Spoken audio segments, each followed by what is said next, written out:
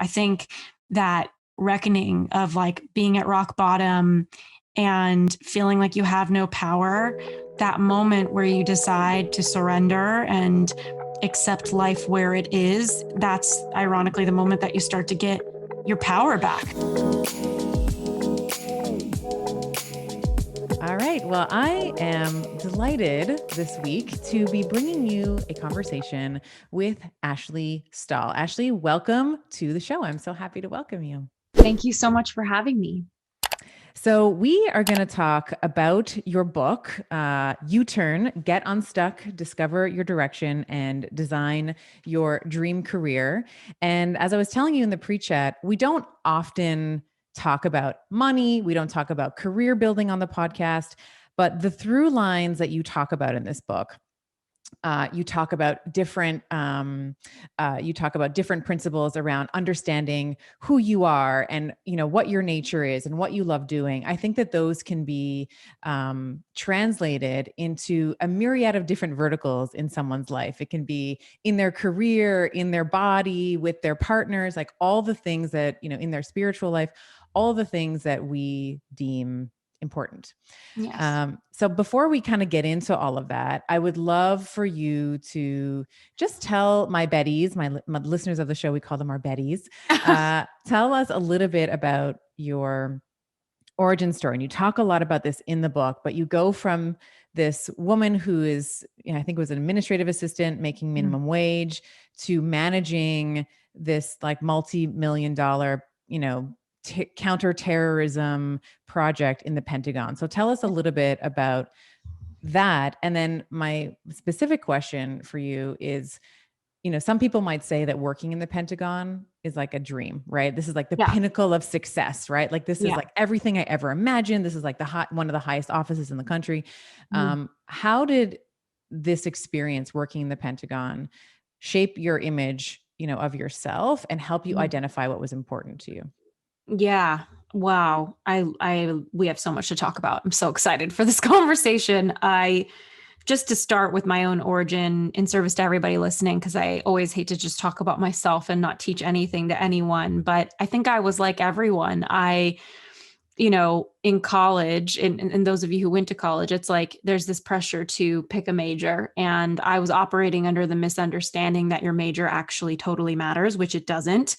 Most of the data indicates that having a degree does something for your career, but what your degree is in is usually only relevant if you go into the medical space, or maybe you're pre-law and you need something more political. And even then you can kind of fudge it. And so I would say, unless you're in the sciences, your degree doesn't matter, and only 27% of people are actually using their degree.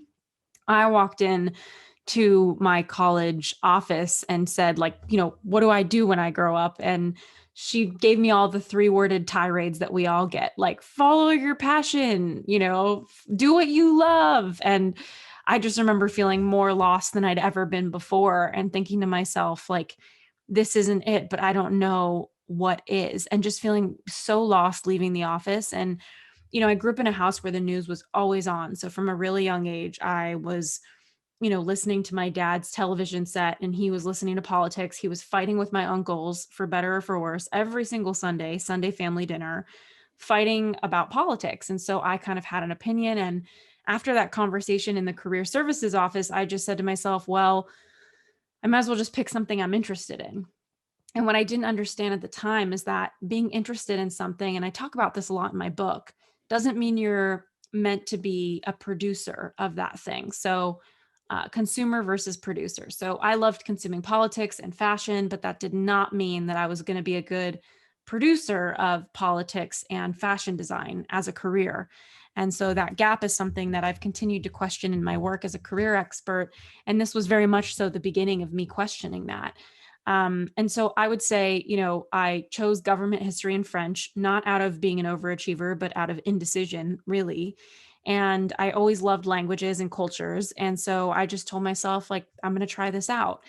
And what I would eventually start to notice as a graduate student, and just giving all of myself to this career path, and even being really particularly impacted by 9/11. I had family on the East Coast in New York, and just really felt the impact of 9/11 for them. And looking back, there were whispers when I went to graduate school in the winds of my mind, very quiet whispers saying like, you're too sensitive for this, or this isn't the right career path for you. And what I didn't understand was there's two dynamics in any successful career. And I'd eventually learned these as a career expert over the past decade. There's the what of what you do in your career. That has to do with how you spend your day, how you spend your time, what your core skill set is. And then there's how you do your career. Given that we know that 50% of people leave their job because they don't like their boss, what we know to be true is that how your job looks matters just as much as what your job is. So you really have to straddle and navigate those two dynamics of what are you doing throughout the day? What is your skill that you're using? And how does it look? What is the environment you're putting yourself in? What are your core values? And what does that say about the environment that you need? So for me, those were both off. Like, I am a words person, and that's something I talk about in my book is the core skill sets. And I didn't really get that. And so I remember when I was pursuing that career in national security, I emailed my university after applying and applying and applying for jobs, not being able to get anything, and eventually thinking I just need to take what I could get. So I became an admin assistant making minimum wage in Los Angeles. And, I emailed my university and said, do you have a list of people who have graduated and moved to DC? And they sent me 2,000 names, emails, and phone numbers that were alumni who had moved to DC. And that has worked in my favor because DC is a pretty one-dimensional town. Like you either work in politics, government, or politics. So it was pretty Politics, easy. politics, or And politics. yeah, exactly. So I was able to work my way through that list. And I was just so afraid of not having a career I was proud of or not being who I wanted to be in the world that I was willing to jam through that list and face all the rejection and potential failure that existed in that list. And sure enough, you know, now looking back, it's like out of those 2,000 people, probably 100 of them wanted to help me. And it's because of them that I was able to move to Washington, D.C., quit my admin job, learn how to job hunt. I fell on my face with a lot of those 2,000 names, but I would learn how to talk to people. And because of that, my life changed. Because of that, I was able to truly learn how to create opportunities for myself. And it was in those times when I started getting a lot of job offers in Washington, D.C., that I realized that the best jobs, the best opportunities, they don't always go to the best job seeker. They go to the best communicator. And it was really empowering for me to realize in my early 20s that getting opportunities is a learnable skill. You have to be willing to face pain. Like there's a pain of knocking on 1,000 doors and your knuckles are bleeding, but life is a numbers game. And eventually a door is going to open if you are willing to be the person that knocks on the doors. And so for me, I got those 3 job offers, picked one working for the Pentagon, running a program. And it was all just because of networking and talking to people. I remember so many times seeing the Harvard graduates with their very sparkly resumes in the waiting room for the same job interviews that I got. And the only reason I got them, because I didn't go to, a top school. I went to a small liberal arts college, like a lot of people might have. And the only thing I had going for me was I had already talked to the recruiter and networked with them. And so they were happy to see me when I walked in for my turn at the job interview. And yeah, that brought me into national security on my way into the career path that I thought might be good for me, despite the whispers in the back of my head saying, you're a little sensitive for this. You're a creative writer. Are you sure being an intelligence analyst is the best way to express writing? All of these questions were brewing in the back of my mind. But on the sidelines of that, I learned how to be an excellent job seeker. I learned how to help people get job offers. And that is one of the most important messages I have to offer for anybody listening is when you learn who you are, what your skills are, what your values are, and you build a career around that instead of what you want to be, instead of what you're interested in, because your interests don't always reflect who you are, what your skills are. When you really learn who you are and you build a career around that, things get easier, opportunities become more fun, and you start attracting things that really line up with you and your gifts and your impact in the world. And so on the sidelines of pursuing counterterrorism, I learned how to be a great career expert. And I remember thinking, people would say, you should be a career coach. And I was like, what are you talking about? I barely have a career to coach off of. Like, I'm like 20 something. But I was such a good job seeker. And there wasn't anyone out in the market offering helping people get a job. It was the recession. So I started helping people with what I knew, and I made a great impact and eventually started a business. And that has taken me here now, 10 years later, with my book and my podcast and my courses and all of the things. I love those whispers of intuition that Yeah. you mentioned, where you're like, "Are you sure? Are you a bit more of a career?" I too am a words person, so we're going to talk about core skill set in a moment. I love words. I'm a word nerd. I have, and I actually very similar to you as well. I have an affliction for French, and I love Italian, and just love the way that the words sort of sound in your mouth as you're saying Yeah. them. And it's interesting because I've taken courses, I've taken language courses, in French and Italian, but I would never consider making a career out of them, Yeah. or, like fashion, I love to see a beautifully, maybe not fashion, but more an interior design. I love to see like a well-structured room Yeah. and what makes it interesting. But if you were to put me in a blank, like I can look at the Right. after and say, oh, I really Yeah. like that. But Yeah. it's not necessarily my genius. Like I'm really very proficient at understanding very complex science and understanding pathways, and then like trying to figure out how this applies in real life. So, what you're saying really, really appeals to me, because there was a time in my own life when I was in New York. My husband was working on Wall Street at the time, and I didn't have a license to practice in the States. I'm based in Canada. So I took some time off and I was like, what would I like to do? So I took my language courses, took some fashion design and whatever. And when it came to the, implementation, like creating a fashion book, creating, I was like, I don't want to do that shit. Like, I just want to, like, I'm Exactly. not interested in it enough to do that. Like I had drawn a couple of sketches of like what I think are really great, whatever skirt Well, might be. exactly. Well, the concept of fashion is a thought. That's a fantasy. That's an Right. interest. But the implementation is a skill and a life and how you spend your time. Right. And so it's interesting because I don't want to tell people don't follow your passion, but I think it's awful advice because you could be, first of all, there's a lot of artists out there that don't want to turn their art into work. Like, Correct. even for Yes. me as a content creator, and I'm sure you can relate to this, like words, and, we can go through my core skill sets if you want, but Yes. words is my core skill set, as it probably is yours too. And it's like, even as a content creator, I feel this constant pressure, even with my podcast, like new sponsors are coming or things like that, where I need to keep creating content and being fresh and innovative. And so I feel a slight amount of that pressure that I think a lot of people feel around their passion, where you don't want to turn your love into your work all the time. And, your interests are just a backdrop. Like, if you love sports, that says nothing about what skill you want to be using. And your skill is what you're doing from 9 a.m. to 5 p.m. Are you talking to people? Are you using words? Are you writing? Are you researching? Are you doing math with numbers? Like, how are you using your hands, your body, your heart, your mind? That's your day. That's your life. Sports is a backdrop. And so I think too many people are leading with a backdrop, and they're getting a lot of confusion. And I think that this idea of following your passion has just been submerged into our culture for the past 2 to 3 decades. Somebody must have said it. It must have gone viral. It sounded good. It felt good, but it doesn't get you somewhere. Well, it's just like the happiness argument, right? It's like, you should be happy. And this like almost toxic positivity that we see. Yeah. It's like, well, sometimes I'm going to feel sad, and I want to also be able to feel my feelings around this in the same way that, your guidance counselor, whoever said, follow your passion, don't think about the pressure that it might, that a career in counterterrorism, you should be able to, with your core skill set, be able to withstand a certain amount of pressure. The things that you do from 9 to 5, there should be a certain amount of pressure, like you said, be able to Yeah. create content and staying fresh, and that's part of the job. But Yes.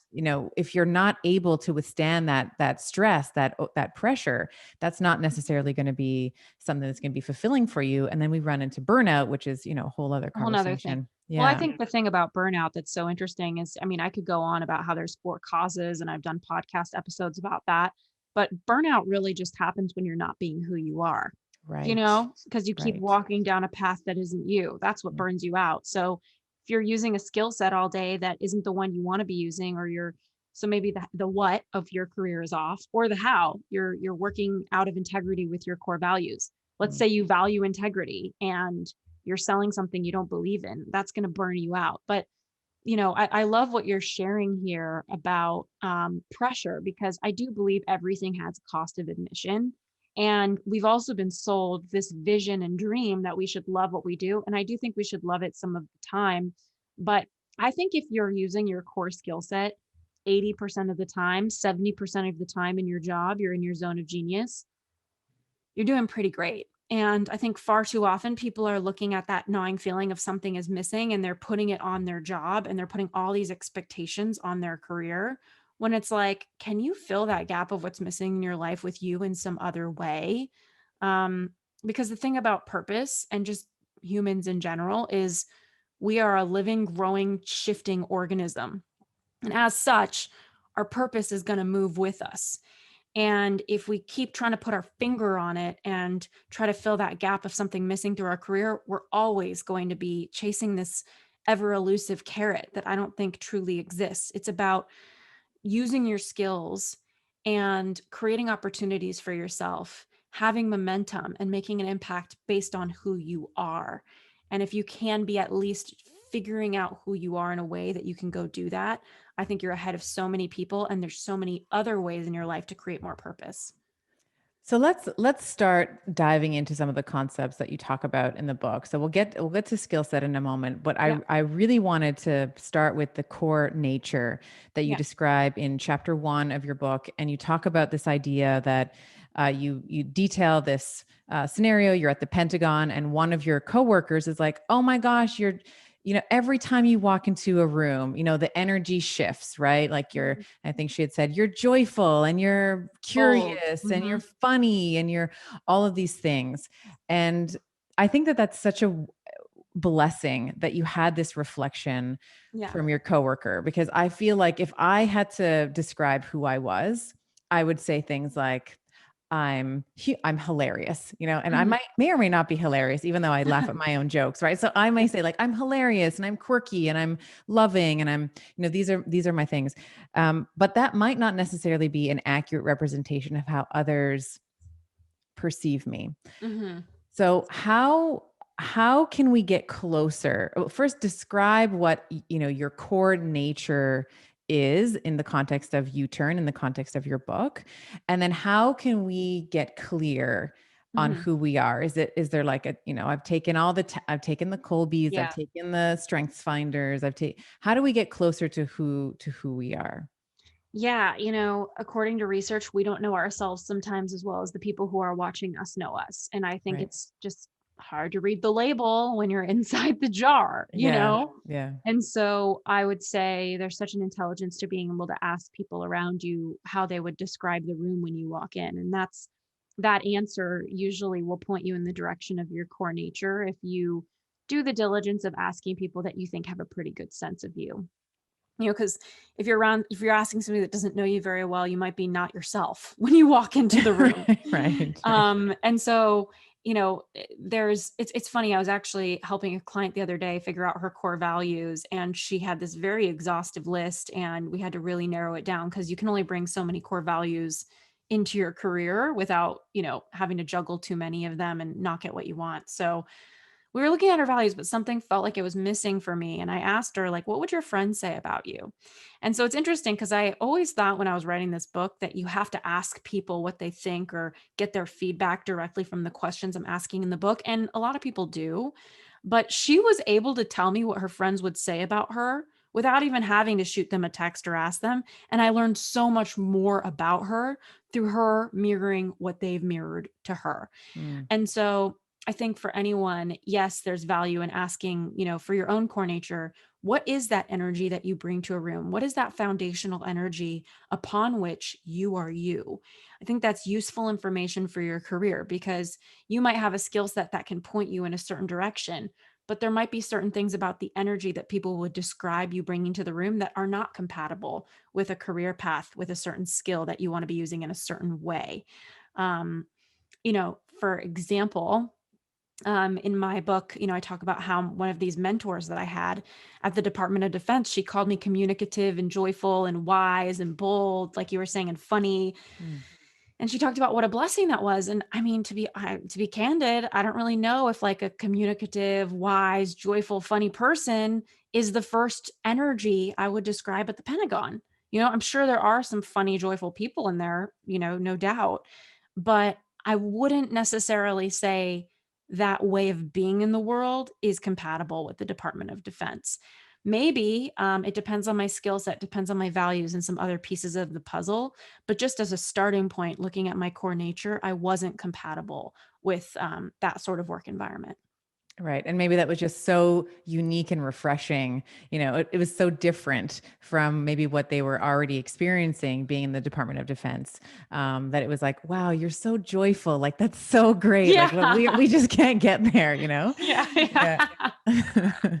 Yes. So, and I think that this is a really important exercise as a starting point. If you're at the starting line and you're like, who am I actually? Because what you're doing in essence, and you can correct me if I'm wrong, but this is how my interpretation of starting off with your core nature is you're getting kind of closer to your desires, right? You're kind of getting closer to, Exactly.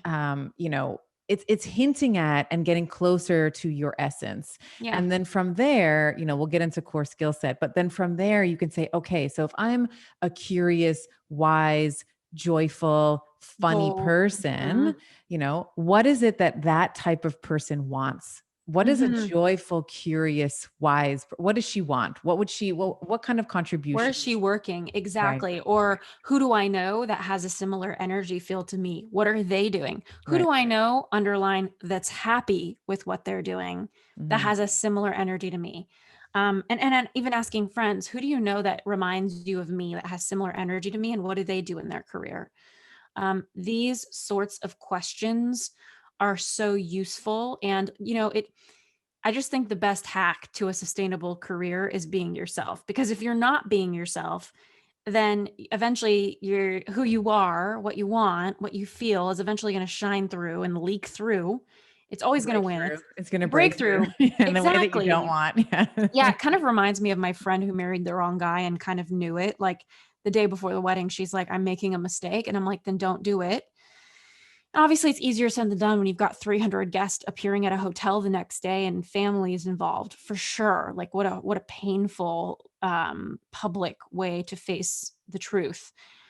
She walked down the aisle anyway because she felt like that was a way to make her life move forward, right? Like you are moving forward in today's society if you're married and you're getting a kid and you have your career, but what people fail to realize is if you're moving forward in someone else's direction, you're moving backwards in yours. Yeah. And eventually, who you are is going to shine through. It's going to win. And you're going to have to dismantle everything you've built in this perception of what's moving forward. So eventually, who she was came through. And it's the same with your career.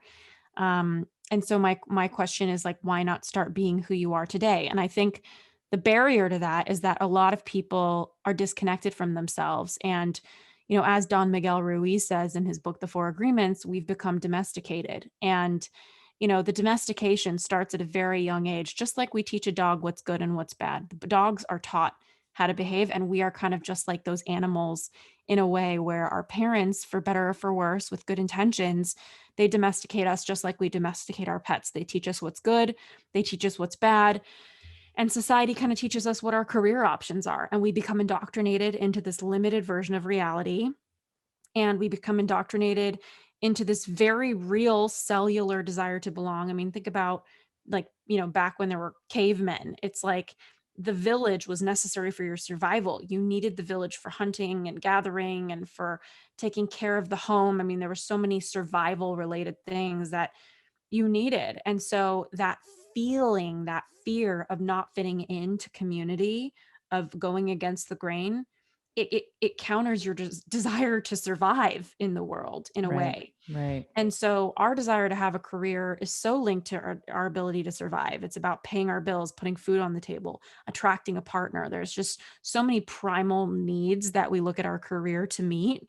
And I think that that kind of domestication and fear really has gotten us off course, when the truth of the matter is that there's room on top at every profession. If you want to be a painter or a poet or all of the things that are tending to be classified as with the word struggling in front of it, like how many times have we heard struggling artist or struggling writer or whatever? But there's always a poet that's making a ton of money. There's always an artist that is. And the difference between them and anybody else is they decided that they were going to, from come hell or high water, they were going to pursue it. And they had a gift, which is what I would argue the most. And so, um, you know, there's most people listening to this podcast, hopefully not, because I know that they're aware enough to be listening to a podcast about themselves with you.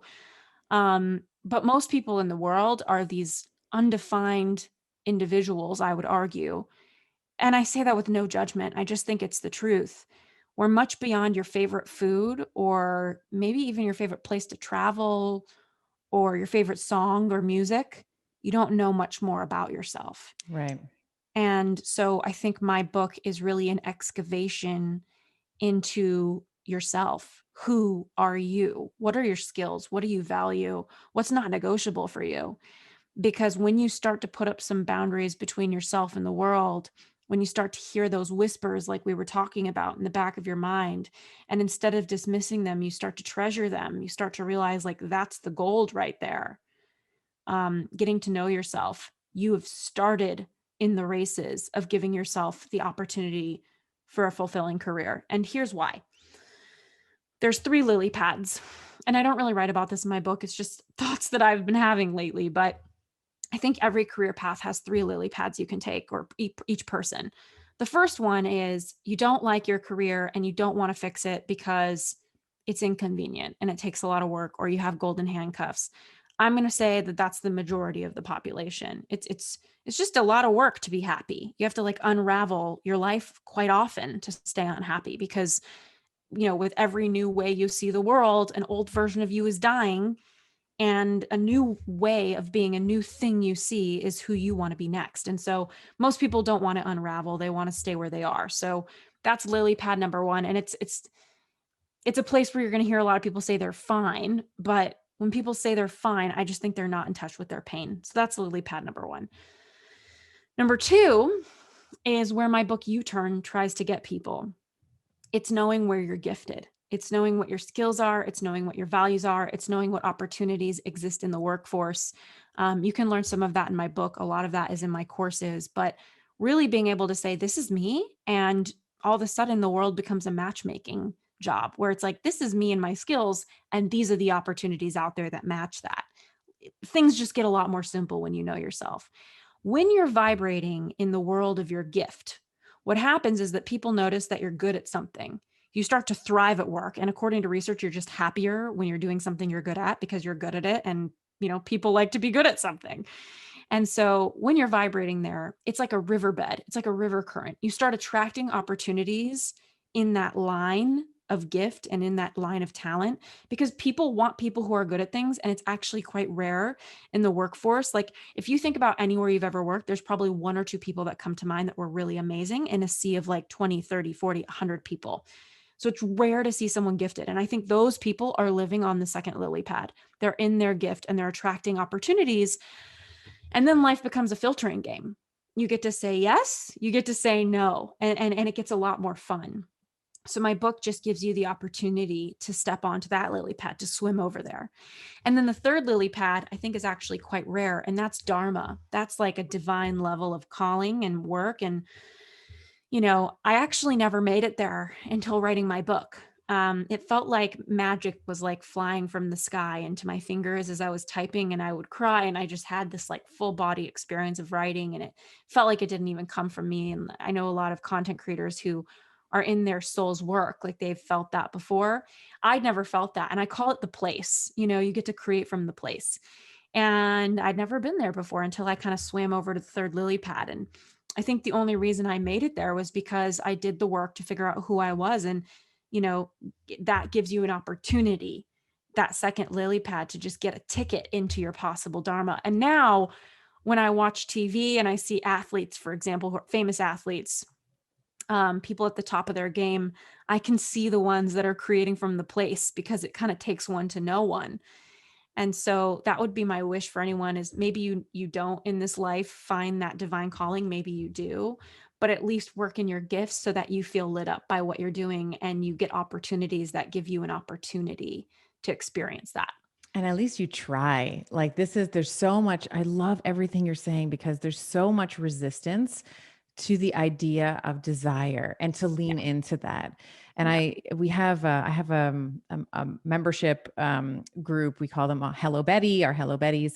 And we did a training on desire and there was so much resistance. It's like, but if I want something, if I want to swim over to that lily pad where I am now attracting things, like, isn't the other shoe going to drop? Like, isn't it like yin and yang? Like, if I want something here, isn't something over here that I also prize or that I also deem important going to, somehow be, destroyed or ruined or, disassembled. And Yeah.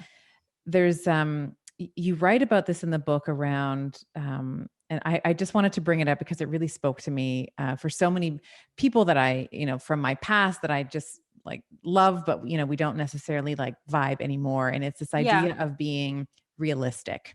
It's like Mhm. these people who are like, I have to be practical. Like I have to, these are the things that I have to do in order to get my basic needs met, or thinking about dreaming or thinking about calling in my desires just seems too like wishy-washy, airy fairy garbage, you know, hippy dippy science kind of thing. And you said something that really, I almost wanted to like highlight it and like send it to a couple of people where it was like these people, these overly practical, overly like not letting that desire that like, even just a little bit of dharma, even just a little bit of like facing the direction of the dharma lily pad, Yeah. that these are just people that have had their hearts broken. And some, these are dreamers, you said they're dreamers that have had their hearts broken. And Yeah. so I for think the that's a realist. People who say like, "Let's be realistic." I'm like, "Who right. broke your heart?" You know? Yeah. Yeah. So if you are, someone who is a realist who's Yeah. listening, how can those heartbroken dreamers find their way back to who they really are?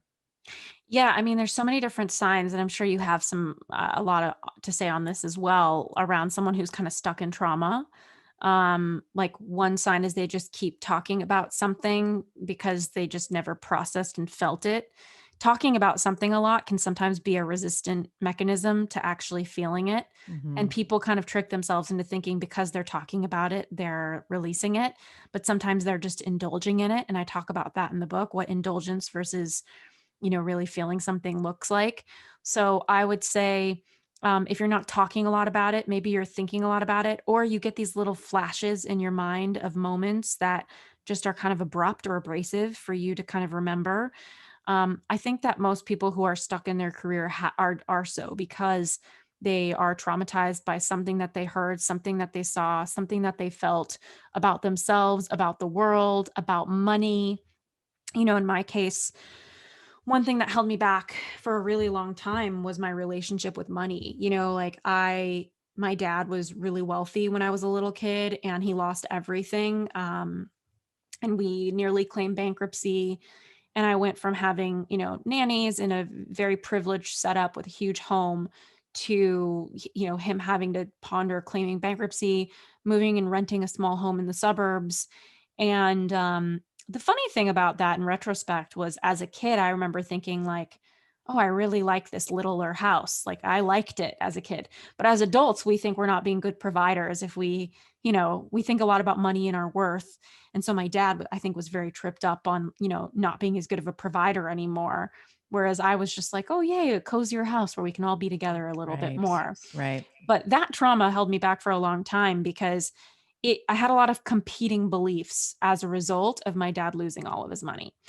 One belief, and it wasn't because of the money, it was because of how anxious he was. And my primary caretaker, my dad and my mom, my mom was really grounded. My dad was losing his mind. And, you know, he's such a good dad, and he was doing his best and he's so human looking back. But I remember him panicking and having a panic attack. And I write about this in my book. And I remember him saying something about how money is going to kill him. And so as a kid, I remember having two beliefs. One was, I'm going to fix all this. Like, I'm going to make a lot of money, so this isn't a problem anymore. And the second belief was, money's going to kill me. Like, the pursuit is going to kill me. So I'm going to fix all this and it's going to kill me. Like, those beliefs kind of cancel it out. Like, I'm going to motivate around something, but that something is going to kill me. So I remember kind of being in this like stop go traffic energy with money where I would like push myself to the brim in college. Like, I was one of the only people graduating with a triple major. I always did summer school to get extra credits. I was a top student. I went to the top program I could for my master's We are degree. cut from the same cloth, girl. Yes, Yeah, girl, yes, we yes, are. yes, yes. And I was just trying to find worthiness in Yeah. money. I was trying to believe like I'm going to be someone, and this is the way to do it. And the thing is, when you work towards something that is backed by limiting realities, limiting beliefs, you can't usually hold it up in the end. So I ended up generating millions of dollars of revenue after a lot of failure, and I self-sabotaged. And I talk a lot in my book about that and how you might be doing that, as self-sabotage. And I lost all of my money. I couldn't hold it up because it was all coming from this traumatized place. And it's not to say you can't keep things when you're traumatized and you're hustling for them, but it is to say it's a lot harder to keep them when you're coming from this broken place inside of yourself. And so yeah, I lost everything. And I think, a lot of us are held back by different pieces of our upbringing, whether it's um, I think a lot of people might be very feminine, and they were taught, a lot of women especially, at their core, but they were taught to be more masculine in business, and it's hard for them to keep it up. It's not their natural energy that they want to create from. And eventually they get tired, they get burnt out, because as we talked about, the key to burnout is just being someone else. That's tiring. So yeah, I mean, I could talk forever about, trauma and limiting beliefs, but that is definitely one that sits in my memory that guided my career for a lot of years. I think so many people can relate to that, including myself. Like I remember, I'm totally, giving you guys my age here, but like, 1988, 1889, there was, at least in the, there was an economic crisis. I remember my parents saying like, I don't know what we're going to do for Christmas this year. Like, I don't know if we're going to be able to have, like all of those things around like, oh my gosh, it just can be ripped out from under your feet at any time. And I remember, so your story really resonated with me, and I hope that it will resonate with others in terms of the stories that we construct about money. And I said to you before we started talking, like we haven't actually really talked about money on the podcast, but it is something that I do want to get into for the women, anybody that listens here, but especially women, because we have, as you just sort of alluded to, as women, there's a certain conditioning that we are subjected to. We should look a certain way. We should talk a certain way. We should behave a certain way. And I think that you talk about it in the book a little bit later on, where you say, women will kind of say to you, like, why aren't I getting paid what I'm worth? Yeah. Which you sort of deconstruct, like there's sort of problems with that statement in and of Yeah. itself. Yeah. Um, but let's talk a little bit about how we can get closer to Mhm. our beliefs around money. Like, how do you get close? Because in order to understand your behaviors, like you talk in the book about all these, and then hiring all these lawyers. And then by the time you were able to turn back on the funnel, like all, wasn't Yeah. working anymore, whatever. How do we get closer to our belief system so that we can see our behaviors for a response to the trauma, if that's what we're doing, or if we're actually behaving in a way that isn't aligned with our, I'll call it self-actualized self, Mhm. that queen energy, the person that you want to be. Yeah. Yeah. I mean, I think the first piece is to look at your patterns in your life. Your patterns usually are what shed the most light on where you're limited. So what keeps happening or what keeps not happening in your career or in your life that you really want something to happen, and it's just not working out. Look at what's not working and ask yourself, I haven't gotten there because, and just fill in the blank. This hasn't happened for me because, and what does that mean about you? What are you making it mean about you? Um, there's really two things. There's what happens and how you hold emotionally what happens. And that's the interesting thing about trauma is I think we were taught to believe that trauma, like big T trauma, it's like these big evident events that happen, like being held gunpoint or, rape or something really awful. But the truth is trauma can be, little T trauma. It can be not being invited to a birthday party when you were a kid and thinking about it all night, and buying into the belief that you aren't worth being friends with, and that being with you your whole life. We've read all the research about how many of our thoughts every single day are the same, and we are just circulating, and it takes a lot of work and awareness to cut that cord of the same thought circulating. And so the beginning is just looking at the patterns of saying and you could do this in your romantic relationship. Like, what is my pattern in my romantic relationship? What keeps happening with us? What do we keep fighting about? Look at your career. What keeps happening? And just ask yourself, what am I believing about this thing that keeps it happening? And then we rewrite it with, or begin to rewrite that with other sentence stems. Like, what would Yeah. be so once we identify, okay, I have identified that I don't believe that I'm capable Yeah. of holding a director position. I'm Yeah. just making something up here, but like, I Yeah. don't believe that I'm capable of holding this director position or making more money. Um, how do we begin to replace that with something that is, I don't want to say realistic, but something that is more, aligned with who we are? Yeah. So, one way that I've learned to release limitations is to forgive yourself. So, you can say out loud, I forgive myself for buying into the belief that. I forgive myself for Oh, buying that's into the good. belief That's so good. that Mhm. I'm not capable of being a director. And then you move into the truth. And the thing about the truth is that the truth is a rainbow. There's many different colors of the truth. So, you just pick a better truth. I forgive myself for buying the belief that I'm not capable of being a director. The truth is, there are a lot of directors out there who have the same skills and qualifications that I do right now. And the only difference between me and them is that they believe that this was available for them. You know, um, I forgive myself for buying in the belief that I don't deserve a raise. The truth is, I'm working really hard. I'm giving my all to this job, So I think just forgive yourself, forgive yourself, forgive yourself. And the thing about our beliefs is that a lot of the times they're like a big rock, like a huge boulder, and you just got to slowly chip away at it. And people think, oh, I forgave myself. It's over now. I did You it. know, Yeah. yeah, it's like awakening and healing and growth is a process. It's not an event. It's not like you have a party because suddenly you grew and it's done. And so I think forgiving yourself every time your peace is disturbed, anytime your body is disturbed, it's because it's believing something. So anytime you feel off, ask yourself, what am I thinking right now? What am I buying into right now? Especially at work. And get still for a second and say, what thought just caused my heart to get tense? And do the forgiveness work. And if you need a second, go to the bathroom, stand in the bathroom stall, put your hand over your heart and close your eyes and quietly say to yourself, I forgive myself for buying into the belief that, this person is doing a better job than me. The truth of the matter is that we're different, and I'm really good at what I'm really good at, and they're really good at what they're really good at. And it's just different, you know? That's We so can beautiful. celebrate both. Right. Mm. So always notice where your peace gets disturbed.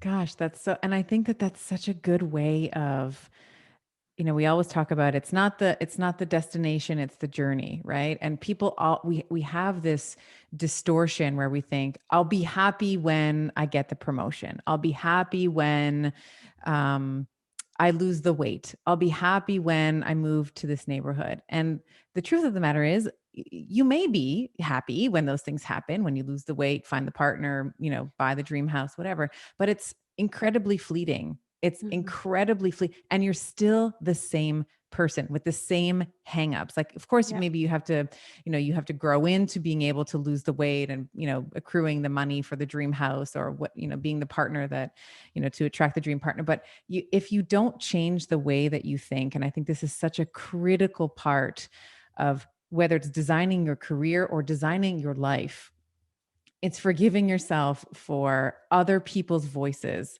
that have been implanted, because you didn't learn, Ashley, you didn't grow up, you weren't born thinking, man, like, I'm just so unlovable. Like, I'm just so, you grow up as the, you're born as this, and this is getting woo woo, but you're born as this like perfect, fully complete, no filter. This is who I am, right? You cry when you're hungry, you laugh when you're happy. And it's only as we grow up and we assume these cloaks, right? We assume these stories that people give us.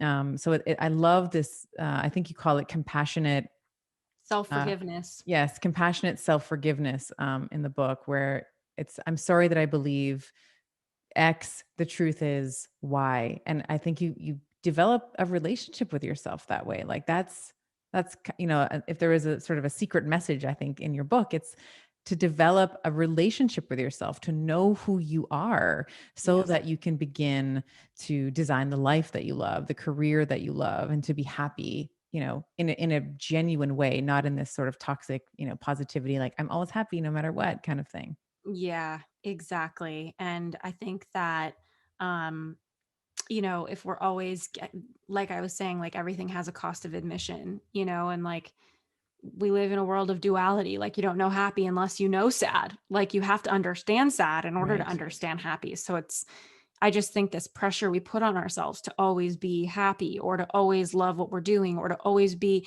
I think we all need to do a better job getting good at sometimes things are okay. Sometimes things are great. And just being in the sometimes. It's not to say that you need to accept a lukewarm life or accept mediocrity from yourself or for yourself in your life. But I do think that, a lot of the generations right now, my own, like being a millennial, Gen X, Gen Z, Gen, I think we all tend to have as humans just an impatience for things not being great. And we were taught that they should be, radically changed. And I think there's a grounding that needs to happen into who you are before you make those decisions of what to do next. Wonderful. So let's talk a little bit about these core skill sets that you outline in the book. There's 10 of them. I think I know my two, but I think my first one is words. But let's actually talk about what these skill sets can do for you and how they can direct your decision making. Yeah, I came up with 10 core skill sets in chapter 2 of my book because, as we were talking about, I think that this is really the juice that you bring with you throughout your career and one of the key components of having a career you love. So there's 10 in no particular order. The first one is innovation. So this one's for the creative self-starter, the entrepreneur, or the intrapreneur. That most of the time, I feel like entrepreneurship is kind of being promoted as like the superior path on the internet. That's what I've been seeing is like be an entrepreneur. But I don't think it's meant The for laptop lifestyle. That's what I laptop say. Yeah. lifestyle. I mean, Yeah. it's Yeah. so funny all those pictures of people with their laptop at the beach. I would never put my laptop I by would the bed, never, never, you know?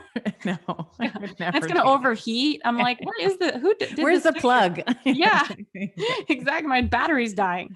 So, I think we were sold this like work is where the Wi-Fi is thing, but I think most people are not meant to be entrepreneurs. I think a lot of people can have a side hustle and there's like a resourcefulness to that.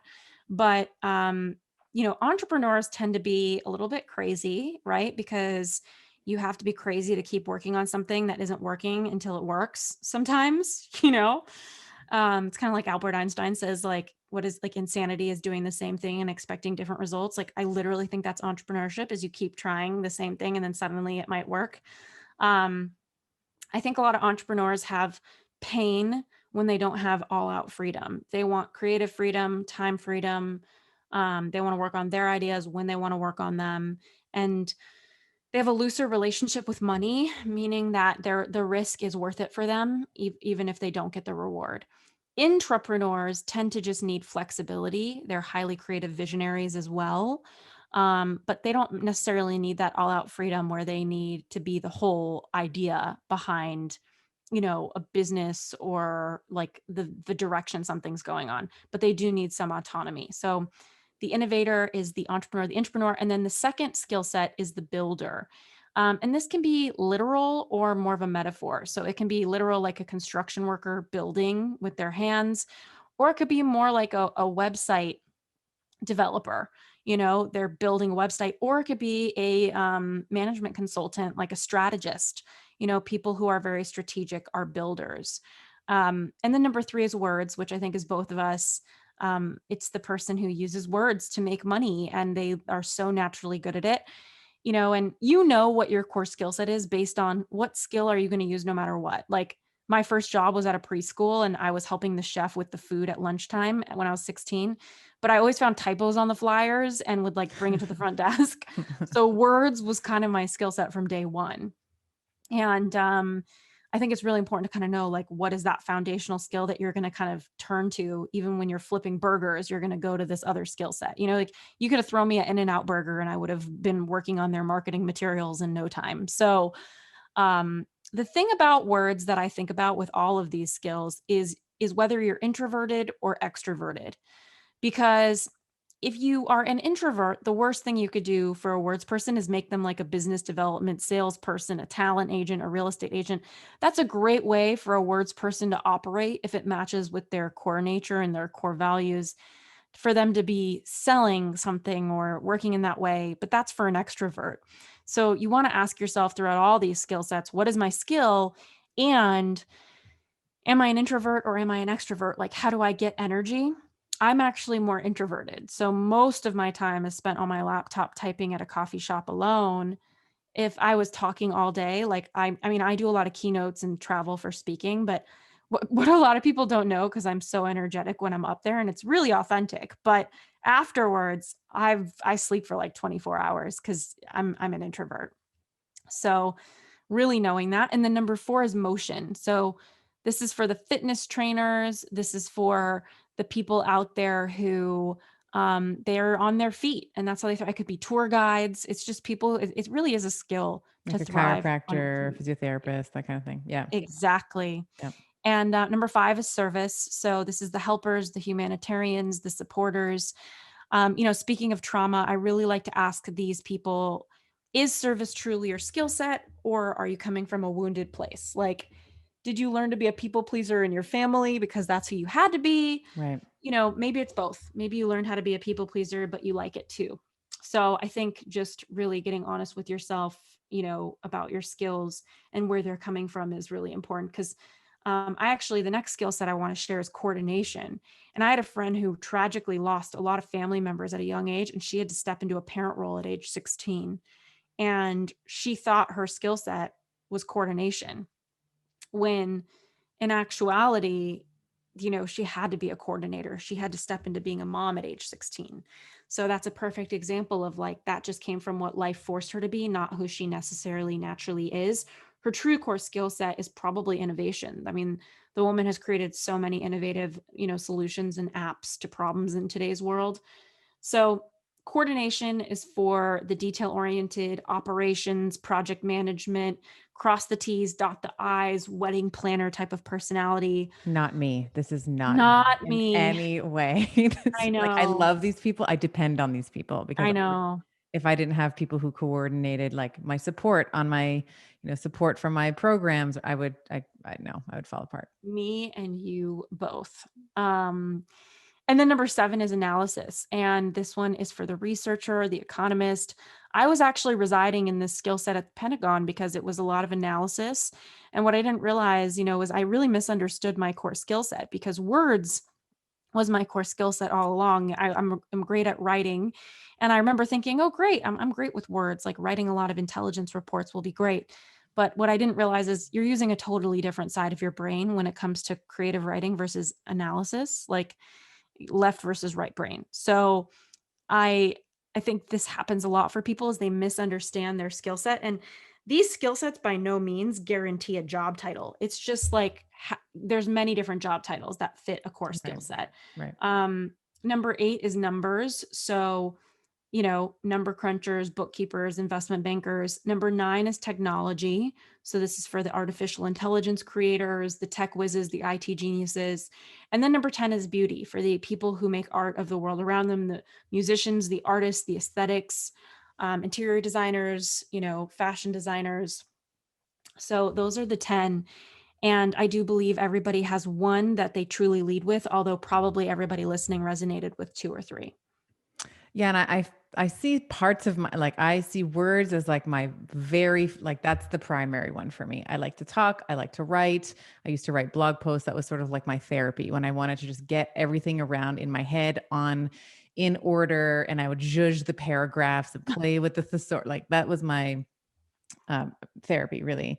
Innovation, I feel like maybe my second one, or beauty. But I see myself in movement. As a chiropractor, I am still a chiropractor, but in private practice for 16 years. Um, Coordination, absolutely not.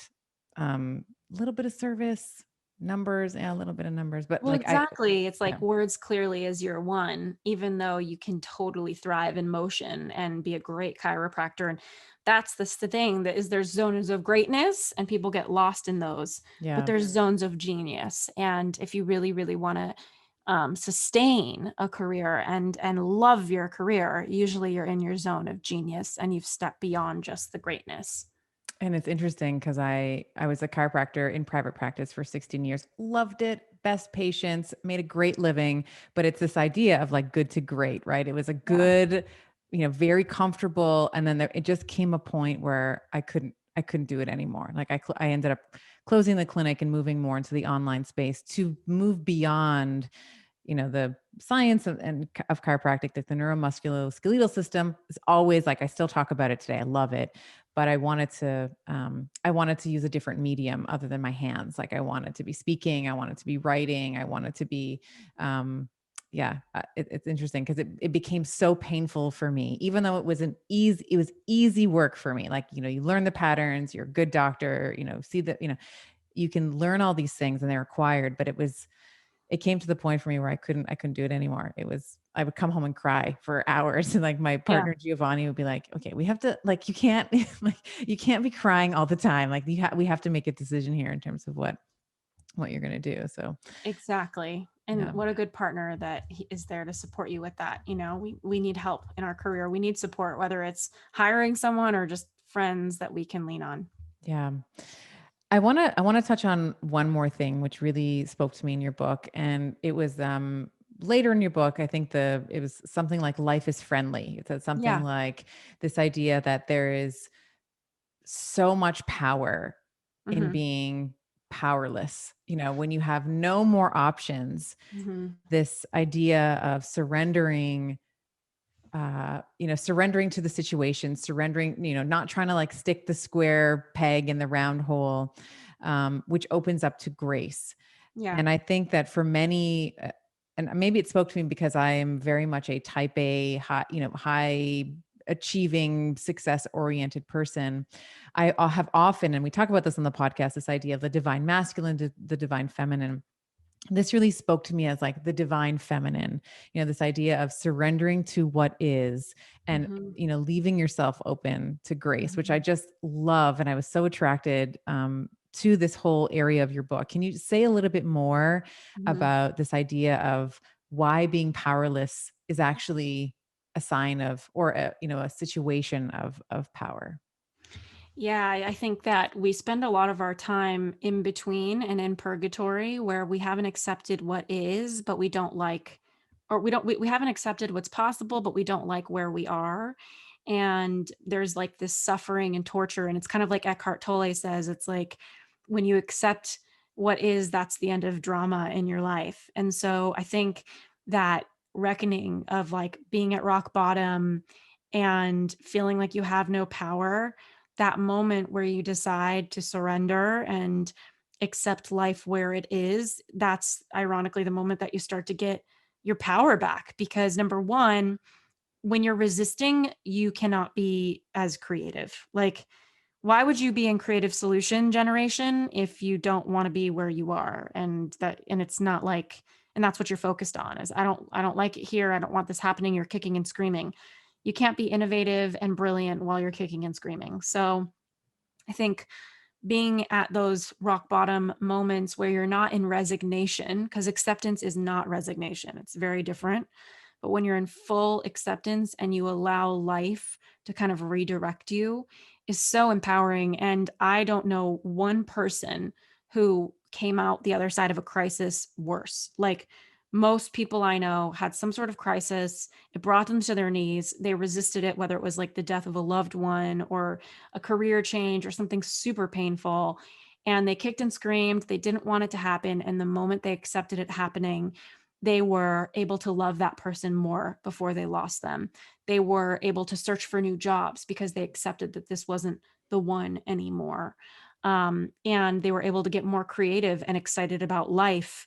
Um, I think you see a lot of people who lose someone and then they become more alive from the experience of death. And I think that's the case with your career. And so anyone who is in limbo right now, my wish for you would be to realize how powerless that is. If you want to be powerful, take your power back, make a commitment, choose something, accept where you are, show up, try something on, see what feedback the universe gives you. And remember that you get to course correct along the way if this thing isn't working for you again. Wonderful. So do you take client, like if people have been listening to this and they're like, this is my people. This woman is my people. How do people find you? Is the book a great place to start? Like where can people find and interact with you more? I mean, I'm so excited to have you on my podcast, and my book is definitely a great place to start. My show is the same name as my book. It's U-Turn Podcast, YOU turn, two different words. With this idea of making a U-turn, coming home to yourself instead of just turning around and going the other way like we do when we're driving in bad traffic. So U-Turn Podcast, the U-Turn book are the two best places to find me. I have courses on my website. I have a free quiz on my website to figure out your career path. So many resources are on there. I would love to see you there. And I'm so grateful that you had me here. I am so grateful too. I think that what you're talking about here is really a roadmap. It's a template for living a life that's aligned with your soul. I know you talk about goals and souls in the book, and there was so much of your book that really spoke to me, because I think so many of us, we're on that first lily pad. Like we sit in that first lily pad. Gio and I have often like jokingly like said, like, that's the muggles. Like that's where the muggles from Harry Potter, like sort of they're unconscious, they're asleep, they're just, maybe they know that they have a favorite food, or maybe they know that they like to watch football or whatever it is. Not knocking football, but like whatever. Yeah. Right. But it takes a lot of courage to wake up. It takes a lot of courage to awaken. There's a lot of pain in it. But the other side is bliss. Like the other side is what is the Dharma. It's that third lily pad that you're talking about. So I love this book. I think it's going to be, it was very impactful to me. I want my Betties to go absolutely and pick this book up. You can get it at Amazon, I'm assuming, like any online retailer. Yeah. Thank you for writing it. Thank you.